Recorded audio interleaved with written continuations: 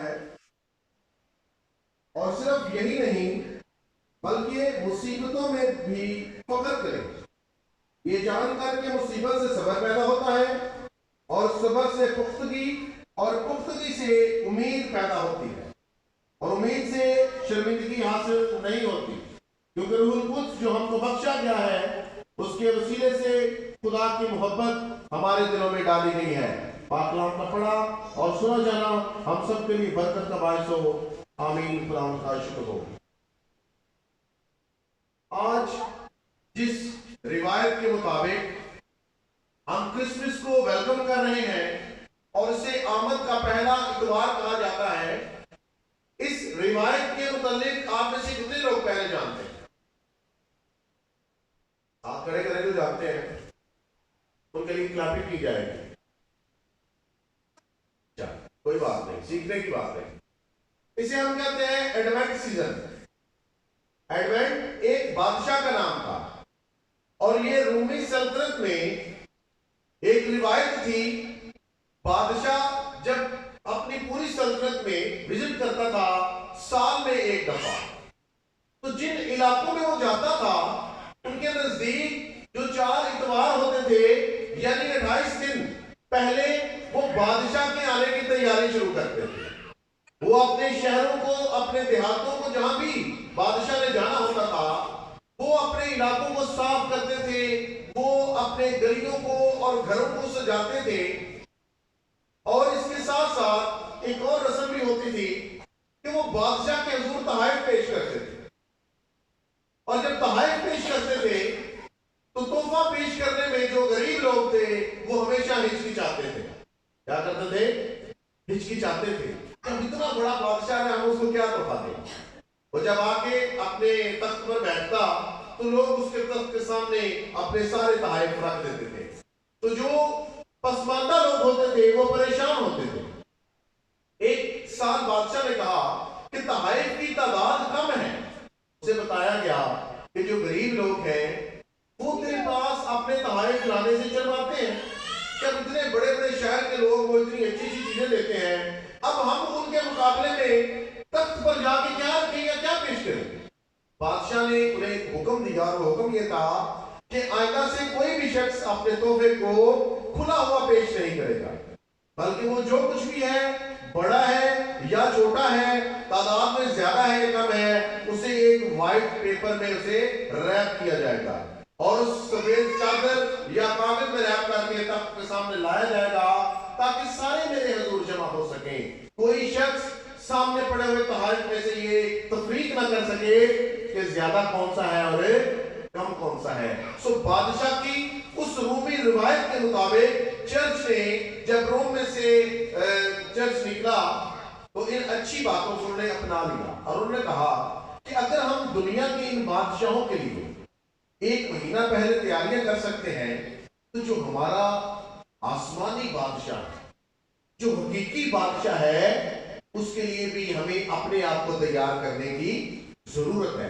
تو وہ جو 28 دن تھے، وہ جو 4 ہفتے ہوا کرتے تھے، ان ہفتوں کی اس روایت کو چرچ نے کرسمس کے موقع پر، جو کہ ہم خدا یسوع مسیح کو بادشاہ کہتے ہیں، اور کرسمس کے موقع پر اس کے ظہور یا اس کی آمد کا انتظار کرتے ہیں۔ انہوں نے کرسمس سے جو پہلے 4 اتوار تھے ان کو خاص کر لیا، مخصوص کر لیا کہ ہم ان 4 اتواروں میں شخصی طور پر، وہاں پہ چرچز کی بات نہیں تھی، گلیوں کی بات نہیں تھی، انہوں نے کہا ہم اپنے آپ کو تیار کریں، اپنی زندگیوں میں جو پریشانیاں ہیں، جو برائیاں ہیں، جو بری باتیں ہیں، انہیں ہم پورے مہینے تک کوشش کریں گے ایک ایک کر کے اپنی زندگی سے کینسل کریں، تاکہ وہ جو پاکیزگی کا بادشاہ آنے والا ہے جب وہ آئے تو ہم اس کے حضور حاضر ہونے کے لیے تیار ہو سکیں، اور ہمارا جو یہ بدن ہے یہ ہماری قابلیتوں سے نہیں،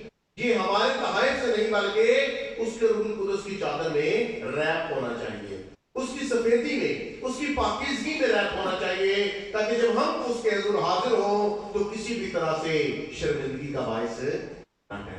سو اس روایت کے مطابق جو ایکچولی اگر اسے دنیا داری کے اعتبار سے سوچا جائے تو اس کا روحانیت کے ساتھ کوئی تعلق نہیں ہے اور نہ ہی یہ کوئی مذہبی رسم ہے یا مسیحی چرچ کی رسم جسے بائبل بتاتی ہے. کیونکہ آج کل بہت سارے اسکالرز بھی جنم لے رہے ہیں جو کچھ وقت بائبل پڑھ کے یہ سمجھتے ہیں کہ اب ہم پاسبانوں پر تنقید کرنے کے لیے کافی علم حاصل کر چکے ہیں. اس لیے میں ان کے ذہان کو صاف کر دینا چاہتا ہوں کہ بائبل مقدس میں اس طرح کی کسی روایت کا ذکر نہیں ملتا اور نہ ہم اس کا اقرار کرتے ہیں اور نہ غلط تعلیم دیتے ہیں کہ یہ بائبل میں سے نکلا ہوا ہے تاکہ ہم آپ کے جذبات کے ساتھ کھیل سکیں. میں مانتا ہوں کہ یہ روایت یہ رسم دنیا کے بادشاہوں سے تھی لیکن ہم فرسٹ سٹیپ سے ہی سیکھتے ہیں. چرچ نے اس اچھی روایت کو چرچ میں شامل کیا اس لیے ہم بھی ان کی اس عقیدت کے اعتبار سے آج کرسمس سے جو پہلے 4 اتوار ہیں انہیں ہم ایڈونٹ سیزن کے 4 سنڈے کے نام سے جانتے ہیں جن میں آج پہلا اتوار ہے آمد کا اور اسے ہم امید کا اتوار کہتے ہیں. کس کا؟ امید کا اتوار. یہ جو پرپل کلر آپ کو نظر آ رہا ہے یہ چرچ کی تاریخ میں امید کا رنگ مانا جاتا ہے. اور بھائی روشن گل پتہ نہیں اب انہوں نے جان بوجھ کر یا اتفاق سے لیکن جو سوٹ پہنا ہے وہ پرپل کلر کا ہے. یہاں ایک بیٹی ایمان مجھے نظر آ رہی ہے اس کی بھی جو اپر ہے وہ پرپل کلر کی ہے. تو یہ جو اتفاق ہے اب ہمیں انہیں حقیقت کے ساتھ جوڑنے کی ضرورت ہے. سو یہ بھی ایک اتفاق تھا کہ چرچ نے اس رسم کو شامل کر لیا لیکن اب یہ اتفاق اگر میرے اور آپ کے سبق سیکھنے کے لیے اچھا ہے تو ہمیں اسے اپنانے کی ضرورت ہے. خدا کا بندہ پولس رسول کہتا ہے تم ہر ایک چیز کو جانو اور پرکھو اور جو کچھ اس میں اچھا ہے اسے اکٹھا کر لو اور اپنے پاس رکھ لو. آج ہم خداوند یسوع مسیح کی آمد کے پہلے اتوار پر امید کے متعلق سیکھیں گے کہ ہم کس چیز کی امید رکھتے ہیں, ہماری امید کون ہے اور جو ہماری امید ہے اس کے ہماری امید ہونے کی کیا وجہ ہے. جو ہم نے پہلی تلاوت کی میکا کی کتاب میں سے اس میں بنی اسرائیل کا جو شہر بیت لحم ہے جس میں خداوند یسوع مسیح پیدا ہوا تھا, خدا اپنے نبی کی معرفت سے یہ پیغام دیتا ہے کہ بے شک تو حاکموں میں یا بڑے بڑے شہروں کی شان و شوکت میں اتنا بڑا شہر نہیں ہے, تو چھوٹا سا شہر ہے لیکن پھر بھی تجھ میں سے ایک شخص نکلے گا جو تمام بنی اسرائیل قوم کی گلہ بانی کرے گا. اور اس کا مصدر علم سابق سے خدا کہتا ہے کہ وہ قدیم الایام ہوگا. اور یہ جو الفاظ ہیں یہ ہمیں مدد دیتے ہیں سمجھنے کے لیے کہ یہ کس کی بات کی جا رہی ہے, یہ یسوع مسیح کی بات کی جا رہی ہے جو سابق سے ہے. قدیم الایام کا کیا مطلب ہے؟ ایام کا مطلب ہے دن اور قدیم کا مطلب ہے پرانا. وہ کہتا ہے قدیم الایام کہ ابھی دنوں کو تخلیق نہیں کیا گیا, ابھی دنوں کے وقت کو باندھا نہیں گیا. جو آنے والا ہے وہ ان سے بھی پہلے سے, اور ان سے پہلے کون تھا؟ خدا تھا. اور خدا یسوع مسیح میں میرا اور آپ کا ایمان یہی ہے وہ صرف اور صرف انسان نہیں بلکہ کامل خدا بھی تھا. اس کے اندر کامل انسان اور کامل خدا دونوں ذاتیں پیوست تھیں, جڑی ہوئی تھیں. اس لیے میں اور آپ جو امید کرتے ہیں خداوند یسوع مسیح میں وہ ابھی سے اس کا آغاز نہیں ہوتا. میرا آپ کو بتانے کا مطلب یہ ہے کہ اس امید کا آغاز آج کے دن سے نہیں ہے بلکہ وہ شروع سے ہے. کب سے؟ پیدائش 3 باب میں جب انسان نے گناہ کیا تو انسان کے اندر ایک شرمندگی آئی. کیا آئی؟ لکھا ہے کہ وہ دونوں میاں بیوی یعنی آدم اور حوا پورے باغ میں جہاں ان کا جی چاہتا تھا وہ جاتے تھے اور ہر شام خدا آتا اور ان سے باتیں کرتا تھا. لیکن انہیں حکم تھا کہ تم نے باغ کا جو درمیانی پھل ہے اسے نہیں کھانا. لیکن ابلیس آیا, اس نے انہیں بہکایا, جب انہوں نے کھایا تو وہ ڈر گئے. لکھا ہے وہ خدا کے سامنے آنے سے ڈرے اور جب وہ ڈر گئے انہیں احساس ہو گیا کہ ہم ننگے ہیں تو کیا ہوا؟ انہیں شرمندگی محسوس, اور اس شرمندگی کو چھپانے کے لیے انہوں نے پتوں کو سی کر کسی بھی طرح سے اب اس بات پہ بھی کچھ لوگ بحث کرتے ہیں کہ انہوں نے سلائی کس چیز سے کیا تھا، کیا یہ سوئی دھاگے والا نظام شروع سے ہے؟ تو اس کا یہ مطلب نہیں کہ جیسے آج آپ کپڑے سٹچ کرتے ہیں، آپ کے پاس جو سہولیات ہیں، انہوں نے وہ پتے اس طرح سے سلائی کیے تھے، نہیں، یہ ان کی حکمت تھی، جیسے بھی کیے تھے انہوں نے، لیکن انہوں نے ان پتوں سے اپنے بدن کو ڈھانپا اور اپنی شرمندگی کو چھپایا۔ اور جب خدا نے شام کو وزٹ کیا، وہ باغ عدن میں آیا، اس نے کہا آدم تو کہاں ہے؟ کیا آدم ڈرا؟ اس نے کہا کیا تم نے پھل کھا لیا ہے؟ اس نے کہا میں نے نہیں، مجھے تو یہ جو عورت تم نے میرے ساتھ رکھی ہے اس نے کھلا دیا ہے۔ اور عورت سے پوچھا تم نے کیوں کھایا؟ اس نے کہا مجھے تو سانپ نے کھلایا۔ تو اب وہ اپنی شرمندگی کو چھپانے کے لیے کیا کر رہے ہیں؟ ایک دوسرے پر الزام لگا رہے ہیں اور اپنی شرمندگی کو دوسروں پر ثابت کرنے کی کوشش کر رہے ہیں۔ تو خدا نے اسی وقت پہلی امید دی کہ یہ شرمندگی اور یہ ڈر جو گناہ کے باعث ہے ہمیشہ تجھ پر قیام نہ کرے گا، بلکہ میں تیری اور عورت کی نسل کے درمیان عداوت ڈال دوں گا۔ اور جو پیدا ہوگا وہ کس نسل سے ہوگا؟ عورت کی نسل سے ہوگا۔ اور تاریخ گواہ ہے کہ آج تک کوئی بھی شخص بغیر باپ کے پیدا، اگر کوئی صرف عورت کے نام سے جانا گیا ہے تو وہ کون ہے؟ یسوع۔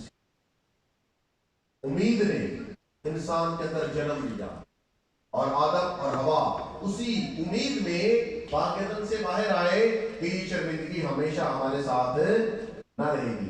آگے چل کر آپ دیکھتے ہیں ان کے بیٹوں کا قربانی گزرانے کا جو عمل ہے یا جو واقعہ ہے، اس کو بھی آپ دیکھیں تو اس میں خدا کی خوشنودی اور خدا کی مرضی کا اظہار حاصل کرنے کا ایک مفہوم چھپا ہوا ہے کہ جب انہوں نے قربانی گزرانی تو آخر میں وہ کس کی طرف دیکھ رہے ہیں کہ ہمیں اس کا اجر ملے؟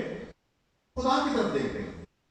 تو خدا جو میری اور آپ کی امید کا واحد منبع ہے، کون سا منبع ہے؟ واحد، بلکہ اکلوتا، اس کے سوا کوئی دوسری چیز ہمیں امید نہیں دے سکتی ہے۔ خداوند یسوع مسیح کے انسانی تاریخ میں گناہ سے آزادی، گناہ کی شرمندگی سے رہائی اور ڈار سے پھر دلیری کی طرف لانے کی جو امید ہے کہ یسوع مسیح کے وسیلے سے انسان میں باقی۔ بہت سارے علماء یہ کہتے ہیں کہ اگر پرانے عہد میں خدا خود قربانیوں کا ایک بڑا سلسلہ ہمیں دکھاتا ہے، وہ خود انسان کو بتاتا ہے کہ تم ایسے قربانی کرو، تم اپنی شرمندگیوں کو چھپا سکتے ہو، تم اپنے گناہوں کی معافی حاصل کر سکتے ہو، تو پھر اسے یسوع مسیح کو قربان کرنے کی کیا ضرورت ہے؟ تو وہ ان کی امید محض تھوڑے وقت کی، ان کی امید صرف 1 سال کی ہوگی کہ 1 سال کفارہ دیا، ان کے گناہ ڈھانپے گئے اور پھر اگلے سال کی تیاری شروع کر دی جب ہم نے اگلے سال پھر اپنے گناہوں کا کفارہ دینا ہے تاکہ خدا ہم پر رحم کرے اور ہمیں ہماری شرمندگیوں سے آزاد۔ تو یہ جو امید ہے بیسیکلی یہ ہمارے اندر کیا پیدا کرتی ہے؟ ڈر، ہمارے اندر ایمان پیدا کرتی ہے۔ رومیو کے خط میں ہم نے جو پڑھا اس میں ایک بڑی پیاری ترتیب خدا کا بندہ پولس رسول بتاتا ہے کہ اپنی مصیبتوں پر فخر کریں، یہ جان کر کہ مصیبت سے صبر پیدا ہوتا ہے، صبر سے پختگی آتی ہے اور پختگی سے آج تک ہمارے اندر پہلی بات ہمیں مصیبتوں کو برداشت کرنے کی ضرورت ہے۔ بہت سارے مسیحی ایماندار جن میں ہمارا یہ ایریا بھی جسے آپ تحصیل پردامن کر کہتے ہیں، واقعہ 1 ہو یا 10 ہو، موجودگی ہے کہ بہت سارے لوگوں نے دنیاوی چیزوں کو حاصل کرنے کے لیے اور اپنی پریشانیوں سے آزادی کے لیے مسیحی ایمان کو چھوڑ دیا اور ان مصائب کو جن میں سے وہ گزر رہے تھے انہیں برداشت نہ کیا۔ چونکہ انہوں نے مصیبتوں کو برداشت نہیں کیا اس لیے ان کے اندر صبر پیدا نہیں، اور جب ان کے اندر صبر ہی پیدا نہیں تو ان کی امید۔ ایک محاورہ مجھے سننے میں ملا کہ کوئی شخص اس کا چیلنج ہوا کہ آج کل کے دنوں میں جسے آپ دسمبر یا جنوری کہتے ہیں، سخت سردی میں کسی شخص کو کہا گیا کہ تو ٹھنڈے پانی میں کھڑا رہے۔ اس نے کہا میں کھڑا رہوں گا لیکن اس سے کچھ دور فاصلے پر ایک دیا جلا کے رکھ دیا جائے۔ جب وہ صبح ہوئی उन्होंने आकर देखा कि शख्स तो मर गया होगा इतने ठंडे पानी में, लेकिन वो अभी तक जिंदा था। उन्होंने कहा भाई तेरे जिंदा रहने की वजह? उसने कहा कि ये दिया मेरे जिंदा रहने की वजह है। उन्होंने पूछा भाजी निगाह ने दीवा तो आपको की कर रहा है?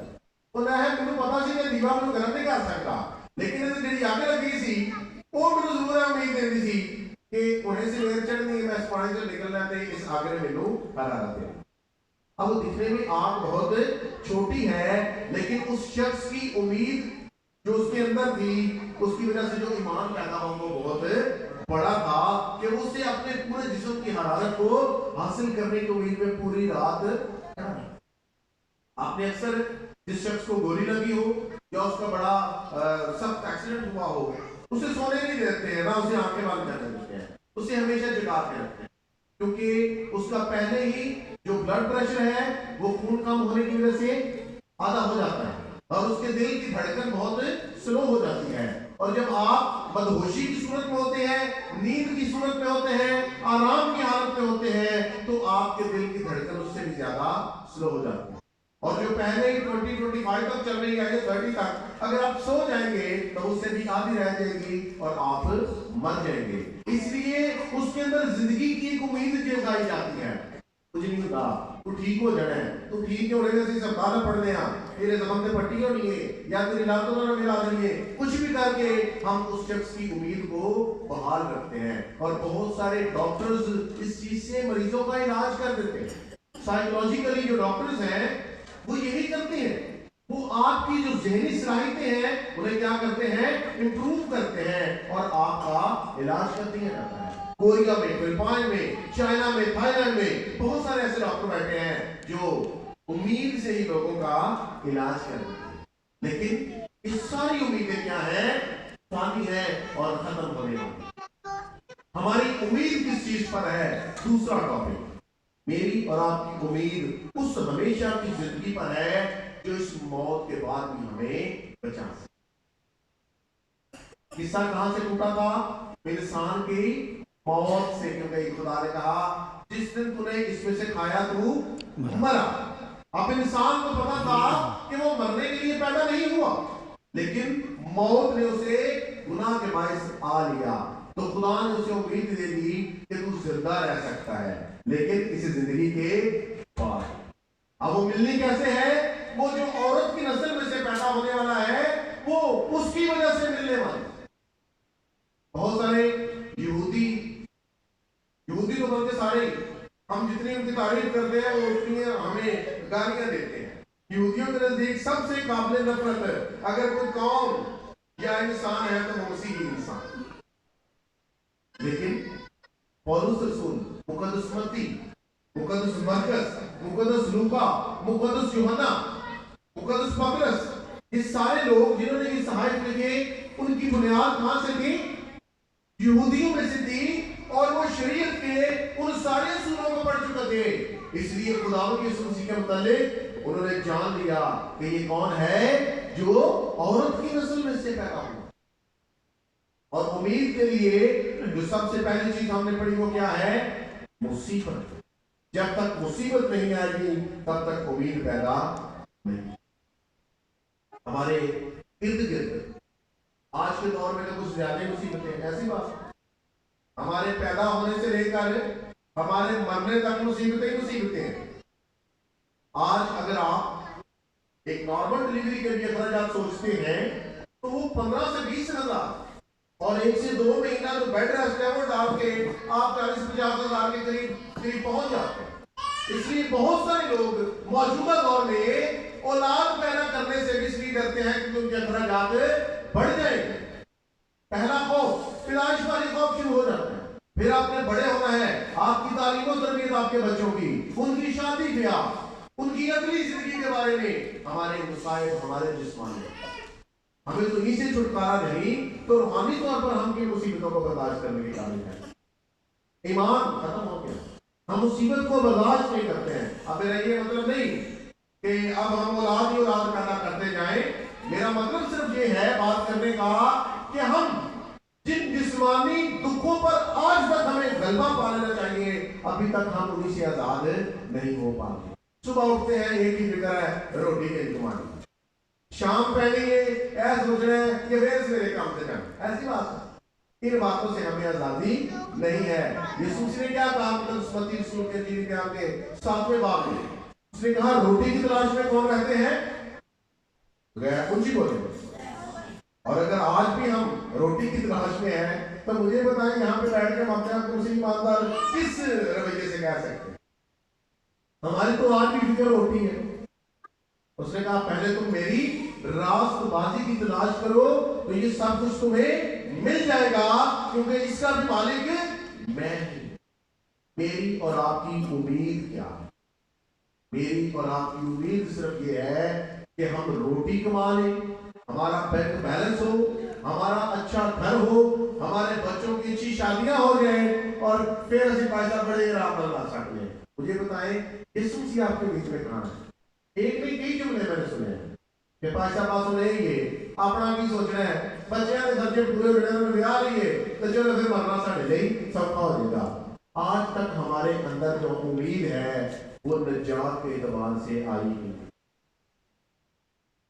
ہمیں سوچنے کی ضرورت ہے کہ خدا یسوع مسیح جس کے متعلق خدا کا پولس رسول کہتا ہے کہ خدا اپنے کلام کی قدرت سے سب کچھ سنبھالے ہوئے ہیں، ہم اس کے بیچ میں اس کے درمیان میں رہتے ہیں، زندگی اس کے وسیلے سے، اولاد اس کے وسیلے سے، بحالی اور خوشحالی اس کے وسیلے سے ہے۔ اس امید کا آپ کی زندگی میں کون سا مقام ہے؟ وہ مقام سب سے آخری ہے۔ اسی امید پر ہمیں سوچنا ہے کہ آپ جب بھی بالغ ہوتے ہیں، آپ اپنے ہوش میں آتے ہیں، سب سے پہلی فکر جو ہمارے اندر ہونی چاہیے وہ ہے ہم کس طرح سے اپنے گناہوں کو معافی کے قابل بنا سکتے۔ ہماری تو امید ہونی چاہیے۔ اور ہم کیا کرتے ہیں؟ ہمارا الزام آگے سے آگے جاتا ہے۔ جیسے آدم نے کہا کہ مجھے تو عورت نے بہکایا، اور عورت نے کہا مجھے تو سانپ نے بہکایا۔ ہماری امید زیرو ہے۔ ہم کبھی اپنے آپ کو گنہگار سمجھتے نہیں۔ نجات کا جو عقیدہ ہے مسیحیت میں، اس کا اصول یہ ہے کہ نجات پانے والا تب تک نجات کی اہمیت نہیں جان سکتا جب تک اسے اپنے گنہگار ہونے کا احساس نہ ہو۔ اور ہم 100% کبھی اپنی غلطی کو قبول نہیں کرتے ہیں۔ ساڑھے کو ماڑا کام ہو جائے صحیح، اسی پھر رب نے اکیلے بندے تو سٹیا جائے گا، اسی کم از کم آزاد ہوتی ہے ہر سے ملتی۔ تو خدا کے لیے یاد رکھیں میں اور آپ دو طرح سے گناہگار ہیں، ہمارے اندر بھی گناہ ہے اور ہمارے باہر بھی گناہ ہے، اور ہمارے عمل میں بھی گناہ ہے۔ یہ تین چیزیں ہمیں گنہگار بناتی ہیں۔ ایک وہ فطرت جو ہم اپنے ماں باپ سے لے کر پیدا ہوتے ہیں، دوسرا جو عملی طور پر ہم گناہ کرتے ہیں، اور تیسرا وہ گناہ جو ہمارے چوگرد ہمارے ارد گرد ہوتا ہے۔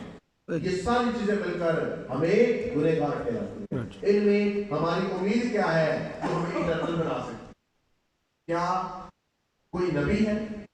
کیا کوئی مکان ہے؟ کیا کوئی گھر ہے ایسا جو آپ کو اٹرنل لائف تک لے کے جا سکتا ہے؟ ہمیشہ کی زندگی میں جانے کے لیے ہمیں ایک ایسی چیز کی ضرورت ہے جس پر خود کبھی موت یا گناہ غالب نہ آتا ہو، اور وہ کون ہے؟ وہ یسوع مسیح ہے، جس کے متعلق لکھا ہے کہ وہ سب آزمائشوں میں بھی کامیاب ہوا، وہ گناہ پر غالب آیا، اور وہ آدم بن کر بھی اس نے کوئی گناہ نہیں کیا۔ اس لیے ہمیں اپنے خداوند یسوع مسیح کی مکمل پیروی کرنے کی ضرورت ہے، اور جب ہم اس کی مکمل پیروی کریں گے، ہمارا ایمان اس پر ہوگا، ہم اس کے وسیلے سے مصیبتیں برداشت کریں گے تو ہمارے اندر صبر پیدا ہوگا، اور ہماری امید جاگتی رہے گی کہ ہم ایک دن خداوند یسوع مسیح کے ساتھ اس کی بادشاہ میں داخل ہوں گے، جہاں کبھی رونا اور دانت پیسنا نہیں ہوگا، جہاں کبھی ہمیں کوئی چیز دکھ نہیں دے سکتی۔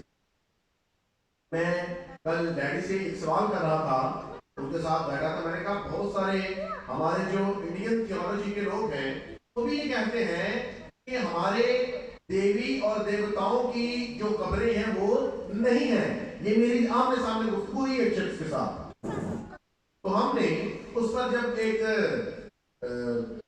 سلسلہ جاری کیا، ڈیڈی نے مجھے یہ بتایا کہ وہ بچے ایک سٹوری دیکھ رہے تھے کارٹون، جس میں ان کے دیوتا رام کا، لکشمن کا اور سیتا کا ذکر تھا. تو رام اور لکشمن جو دو شخصیات تھیں، ان کے بارے میں بتایا کہ جو یودھیا ریاست ہے انڈیا کی، وہاں کا ایک راجا ہوتا تھا جس کے یہ بچے تھے اور یہ انسانی حالت میں پیدا ہوئے. جو کوئی انسانی حالت میں پیدا ہوا ہے اس کا انسانی حالت میں مرنا بھی ضروری ہے. ایسا نہیں ہو سکتا کہ کوئی شخص اپنی اس انسانی نجاست کے ساتھ آسمانی مقام پر چلا جائے. یہ دو الگ الگ رول ہیں جنہیں ہم ایک ہی وقت میں اپلائی نہیں کر سکتے. اگر تاریخ کے وہ لوگ ہیں، انہیں تاریخ میں ایک انسان نے جنم دیا ہے، وہ کھاتے تھے پیتے تھے، اگر وہ مادی نہیں تھے تو انہوں نے جنگیں کیسے لڑی؟ وہ بڑے یودا ہوئے، بڑے لڑائی اور جھگڑالو ہوئے، انہوں نے تلوار اٹھائی اپنے لوگوں کی حفاظت کی. It means they were only human being، اور وہ ایک انسان تھے. تو انسان ہونے کے لیے ضروری ہے کہ اس کی تو قبر ہونی چاہیے، اسے مرنا ضرور ہے. خدا یسوع مسیح میرے اور آپ کے ایمان میں ان سب سے اوپر امید اس لیے ہے کہ وہ انسان ہوتے ہوئے مرا بھی. اس کی قبر ہے لیکن خالی ہے. اس کے گواہ ہے کہ وہ جی اٹھا ہے، وہ اپنے شاگردوں پر ظاہر. ایسی جو شخصیات ہمیں ملتی ہیں دنیا میں، جن کے دنیا کے کاموں کی ایک بہت بڑی فہرست پیش کی جاتی ہے، ان کے دوبارہ جی اٹھ کر لوگوں پہ ظہار کی کوئی گواہی ہمیں تاریخ میں نہیں ملتی، جو ہمیں ان ساری باتوں کو طلسماتی کہانیاں بنا. آپ بائبل پڑھیں، آپ کو پتہ چلے گا اس میں ایسے بھی لوگوں کا ذکر ہے جو مسیحی ایماندار نہیں تھے، جو یہودی نہیں تھے. اس میں تاریخ کے کئی بادشاہوں کا ذکر ہے. کیوں لکھا گیا اس میں سارا کچھ؟ کیوں خدا نے ان ساری باتوں کو اس میں لکھوانا مناسب جانا؟ تاکہ کل کو کوئی یہ نہ کہہ سکے کہ یہ تو خیالی کہانی ہے. اب جب آپ بنی اسرائیل کی آزادی کی بات پڑھتے ہیں، وہاں پہ ایک نام لکھا ہے، ایک بادشاہ ہے جس کا نام تھا شاہ فارس خورس. ایک ایسا بادشاہ ہے جس کا ذکر ہمیں فارسی تاریخ میں ملتا ہے، ایرانی تاریخ میں ملتا ہے. پھر آپ اپنے ایمان میں اقرار کرتے ہیں کہ خداوند یسوع مسیح نے اس کے عہد میں دکھ اٹھایا، پینتوس پلاطوس کے عہد میں اس نے دکھ اٹھایا. یہ بھی مسیحی نہیں تھا، لیکن یہ ایک حکمران تھا جو تاریخ میں آج بھی روم کی تاریخ میں لکھا گیا. تو یہ ساری چیزیں کس چیز کا بیان کرتی ہیں کہ خداوند یسوع مسیح کہانی نہیں تھا. اس کا مرنا، اس کا جی اٹھنا سب کچھ حقیقت پر مبنی ہے. اور جب ہم اس پر ایمان لاتے ہیں تو جس طرح سے وہ خود مرا، جی اٹھا اور آسمان پر گیا، ان تین فارم سے وہ ہمیں بھی لے کر جائے گا. ہم بھی اس کی طرح، جب وہ انسان تھا محض، تو ہم مریں گے اس کی مانند میں، اور جب جی اٹھیں گے تو ایک نئے جلالی بدن کے ساتھ. اور پھر خداوند یسوع مسیح آئے گا اور مجھے اور آپ کو اپنے ساتھ لے جائے گا. یہ میری اور آپ کو، لیکن غلطی سے نہیں، اتفاق سے نہیں، بلکہ جان بوجھ کر ہمارا دھیان کبھی اس امید پر جاتا ہی. برائے نیم مسیحی ہونا، برائے نیم ایماندار ہونا، یاد رکھیں یہ ساری باتیں مجھے اور آپ کو کبھی نجات نہیں دے سکتی. اگر ہم خداوند یسوع مسیح پر ایمان رکھتے ہیں تو ایمان رکھنا یہ کافی نہیں کہ وہ یسوع مسیح خدا کا بیٹا ہے. وہ آپ کسی کی ویڈیو لے سکتے ہیں سر پہ گن رکھ کے، کیا ہے یسوع مسیح خدا کا بیٹا ہے، وہ کہے گا آپ نے جاننا چاہیے. لیکن میرا اور آپ کا ایمان گن پوائنٹ نہیں. میرا اور آپ کا ایمان کیا ہے کہ وہ خدا ہے جو ہمیں نئی زندگی دے سکتے. یہ زندگی کتنی دیر کی ہے؟ 100 سال تک جی سکتا ہے کوئی بندہ، یا 80 سال تک، 70 سال تک جی سکتا ہے. اس کے بعد آخر فنا ہی ہے. بڑے بڑے بادشاہ، بڑے بڑے پہلوان ہوئے، لیکن آخر وہ مر گئے. لیکن میرا اور آپ کا کس چیز پہ ایمان ہے کہ یہ دنیا، یہ زندگی اور یہ زمین ہمیشہ تک کے لیے نہیں، بلکہ ہم یہاں پر اس لیے ہیں تاکہ ہم خداوند یسوع مسیح کی اس امید کو جو میں نے اور آپ نے پائی ہے اور بھی لوگوں تک پہنچا سکیں. اور اگر یہ امید آپ دوسرے لوگوں کو دینے میں، یہ امید دوسرے لوگوں کو بتانے میں آپ ناکام ہیں، ابھی تک آپ کو خود اس امید کا علم نہیں، تو آپ کو سیکھنے کی ضرورت ہے. آپ کو خدا کے کلام کو پڑھنے کی ضرورت ہے. پہلے ہم خود اس امید کو جانیں گے، پھر ہم دوسروں کو بتا سکیں گے. خدا مجھے اور آپ کو آج اس خیال کو بند کریں گے.